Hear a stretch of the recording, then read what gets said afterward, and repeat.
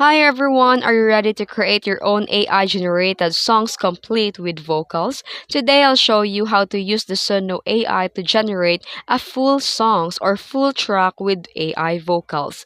It's quick, fun, and our results are seriously impressive. Let's jump in. First, head over to suno.com and log into your account. If you haven't signed up yet, it's free to get started.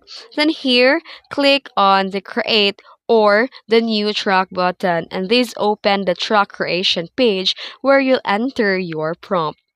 Then, the key to getting the great AI vocal is crafting a good prompt. You need to be specific and describe your prompt. Be specific about the genre, the mood, instrument, theme, or the vocal style you want to prompt.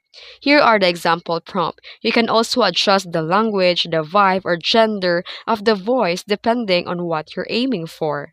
And some versions of the Suno AI let you select a song structure like a verse, chorus, hook, heavy, or free form. Pick what suits your idea best if it's available.